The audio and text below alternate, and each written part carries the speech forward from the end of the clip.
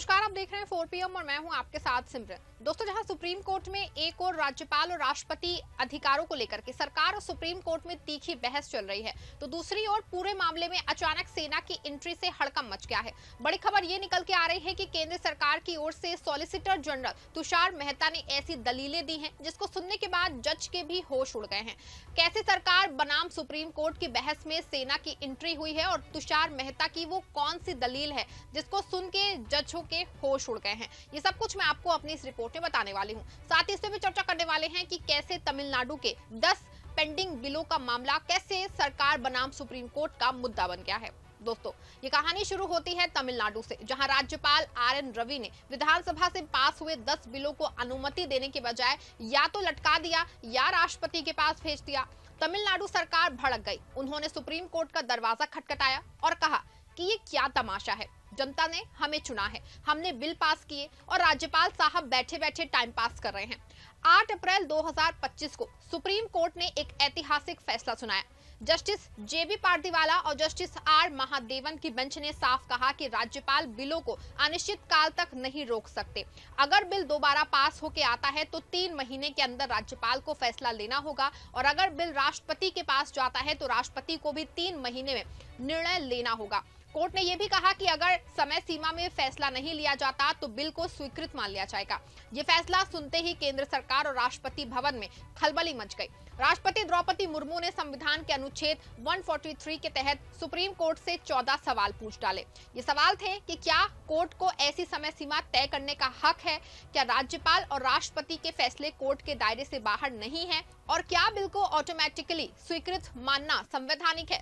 अब यहाँ से शुरू होता है असली ड्रामा। केंद्र सरकार को कोर्ट का ये फैसला रास नहीं आया क्योंकि ये फैसला गैर BJP शासित राज्यों की ताकत को बढ़ाता है और केंद्र की पावर गेम को चुनौती देता है। तो सुप्रीम कोर्ट में शुरू हुई मेगा सुनवाई, जहां एक तरफ है कोर्ट की संवैधानिक नजर और दूसरी तरफ केंद्र सरकार की तिकड़मबाजी। 19 अप्रैल 2025 को सुप्रीम कोर्ट में 5 जजों की संविधान पीठ ने सुनवाई शुरू की, जिसकी अगुवाई कर रहे chief justice Bhushan R Gavai. इस बेंच में justice Suryakant, justice Vikram Nath, justice PS Narasimha और जस्टिस AS चंदूकर शामिल हैं। सुनवाई शुरू होते ही केंद्र सरकार की ओर से सॉलिसिटर जनरल तुषार मेहता ने दलीलें पेश की और यहीं से शुरू हुआ तीखी तकरार का दौर। तुषार मेहता ने कोर्ट में एक ऐसी दलील पेश की जिसे सुन के जजों की भी कान खड़े हो गए।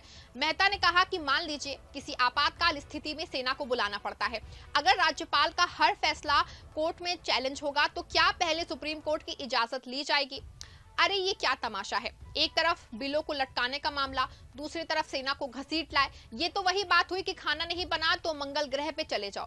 केंद्र सरकार की ये दलील अजब गजब मानी जाती है और ध्यान भटकाने की कोशिश कर रही थी। सेना का जिक्र करके तुषार मेहता ने क्या साबित करना चाहा कि राज्यपाल या राष्ट्रपति को अल्टीमेटम पावर चाहिए वरना देश में अराजकता फैल जाएगी। लेकिन सुप्रीम कोर्ट ने इस दलील को गंभीरता से लिया। चीफ जस्टिस गवई ने तुरंत टोका और कहा कि हम आपातकाल की बात नहीं कर रहे हैं, हम बात कर रहे हैं विधानसभा से पास बिलों की जो जनता की इच्छा का प्रतीक है। अगर उन्हें सालों तक रोका जाता है तो ये लोकतंत्र का अपमान है। कोर्ट ने यह भी सवाल उठाया कि अगर संविधान में समय सीमा का जिक्र नहीं है तो क्या इसका मतलब ये है कि बिलों को अनंत काल तक लटकाया जा सकता है। दोस्तों, ये दलील सुनकर के तो लगता है कि केंद्र सरकार चाहती है कि राज्यपाल और राष्ट्रपति सुपर पावर बन जाए, लेकिन जिसके सामने कोर्ट भी बेबस हो। लेकिन दोस्तों, सुप्रीम कोर्ट ने साफ कर दिया है कि संविधान का कोई भी पद, चाहे वो राष्ट्रपति हो या राज्यपाल, लोकतंत्र की जनता से ऊपर नहीं है। और ये सेना का वाला तर्क, ये तो इस एक ड्रामेबाजी थी दोस्तों सरासर, जिसे कोर्ट ने तुरंत पकड़ ही लिया। आपको बता दूं कि मोदी के वकील यही नहीं रुके, उन्होंने कहा कि संविधान में कहीं नहीं लिखा कि राज्यपाल या राष्ट्रपति को बिल पे फैसला लेने के लिए समय सीमा तय की जा सकती है। ये शक्तियों के पृथक्करण के सिद्धांत के खिलाफ है। अगर कोर्ट समय सीमा तय करेगा तो ये संवैधानिक व्यवस्था में अव्यवस्था पैदा करेगा। मेहता ने यह भी दावा किया कि राज्यपाल और राष्ट्रपति के फैसले संवैधानिक है और उन्हें कोर्ट में चुनौती नहीं दी जा सकती क्योंकि ये पद न्यायिक दायरे से बाहर है। अरे भाई, ये क्या बात हुई, यानी जनता की चुनी हुई सरकार जो बिल पास करे उसे राज्यपाल या राष्ट्रपति अनिश्चित काल तक लटका सकते हैं और कोर्ट कुछ नहीं कर सकता है। ये तो वही बात हुई कि हम राजा हमारी मर्जी। केंद्र सरकार की ये दलील सुनकर तो लगता है कि वो लोकतंत्र को नहीं बल्कि राज्यपाल राष्ट्रपति राज को बढ़ावा देना चाहती है, लेकिन सुप्रीम कोर्ट इतनी आसानी से कहां मानने वाला था। चीफ जस्टिस गवाई ने तुषार मेहता से सीधा सवाल दागा कि अगर राज्यपाल या राष्ट्रपति बिलों को सालों तक पेंडिंग रखें तो क्या कोर्ट चुपचाप तमाशा देखे? क्या चुनी हुई सरकार को राज्यपाल की मनमानी के भरोसे छोड़ दिया जाए? कोर्ट ने साफ कहा कि अगर कोई बिल अनिश्चित काल तक लटकाया जाता है तो ये लोकतंत्र की आत्मा के खिलाफ है। सुप्रीम कोर्ट ने सुनवाई में जो है बार बार एक बात पे जोर दिया कि संविधान की आत्मा लोकतंत्र है और लोकतंत्र का मतलब है जनता की आवाज। कोर्ट ने कहा कि राज्यपाल और राष्ट्रपति का काम संविधान की रक्षा करना है, ना कि चुनी हुई सरकारों की राह में रोड़े अटकाना। 8 अप्रैल के फैसले में कोर्ट ने साफ किया था कि राज्यपाल का बिल को अनिश्चित काल तक रोकना असंवैधानिक है। तमिलनाडु के 10 बिलों को कोर्ट ने अनुच्छेद 142 के तहत स्वीकृत मान लिया था, क्योंकि राज्यपाल ने ईमानदारी से काम नहीं किया। कोर्ट ने यह भी कहा कि अगर कोई बिल संवैधानिक लगता है तो राष्ट्रपति को सुप्रीम कोर्ट से सलाह लेनी चाहिए ताकि संवैधानिकता की सही व्याख्या हो सके। सुप्रीम कोर्ट का स्टैंड बिल्कुल साफ है। वो कह रहे हैं कि अगर आप संवैधानिक पद पे बैठे हैं तो इसका मतलब ये नहीं कि आप जनता की चुनी हुई सरकार को बंधक बना सकते हैं। कोर्ट ने सरकारिया आयोग और जो है कुंची आयोग की जो है सिफारिशों का हवाला दिया, जिसमें कहा गया है कि बिलों पे समयबद्ध फैसला जरूरी है। और सबसे जरूरी बात, कोर्ट ने कहा कि अगर कोई बिल सालों तक पेंडिंग रहता है तो ये जनता की इच्छा का अपमान है। लेकिन तुषार मेहता की दलील है कि अगर कोर्ट समय सीमा तय करेगा तो ये शक्तियों के पृथक्करण के सिद्धांत के खिलाफ होगा। लेकिन सवाल ये है, क्या शक्तियों का पृथक्करण जनता की आवाज को दबाने के लिए है? केंद्र का ये दावा कि राष्ट्रपति और राज्यपाल के फैसले कोर्ट के दायरे से बाहर है, पूरी तरह से हास्यास्पद है। अगर ऐसा है तो फिर संविधान की रक्षा कौन करेगा? क्या हम ये मान लें कि राष्ट्रपति और राज्यपाल जो चाहे वो करे और कोर्ट चुपचाप रहे? ये तो वही बात हुई कि हम राजा तुम प्रजा, चुपचाप सहो। आपको बता दें कि ये मामला सिर्फ तमिलनाडु तक सीमित नहीं है। केरल, पंजाब जैसे गैर बीजेपी शासित राज्यों में भी राज्यपालों ने बिलों को लटकाया है।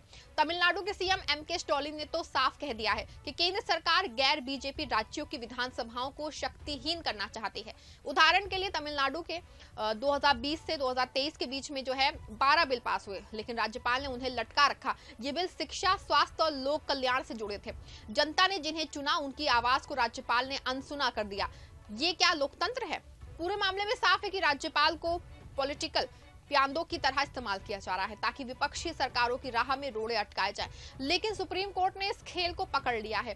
कोर्ट ने साफ कहा कि अगर राज्यपाल या राष्ट्रपति बिलों को लटकाते हैं तो ये संवैधानिक कर्तव्यों का उल्लंघन है। अब सवाल आपसे है, क्या आपको लगता है कि केंद्र सरकार को ऐसी दलीलें देनी चाहिए जो लोकतंत्र को कमजोर करे? क्या राज्यपाल और राष्ट्रपति को अल्टीमेटम पावर देना सही है? क्या जनता की चुनी सरकारों के बिलों को अपवाद मामलों को छोड़ के जरूरतों के बिलों को रोका जाना चाहिए? क्या राष्ट्रपति या राज्यपाल का पद संवैधानिक है? तो क्या वो अपने मन के हिसाब से देश को चलाएंगे? पूरे मामले पे आप अपनी राय जरूर कमेंट में लिखिएगा और इस खबर को लाइक और शेयर भी जरूर करिएगा।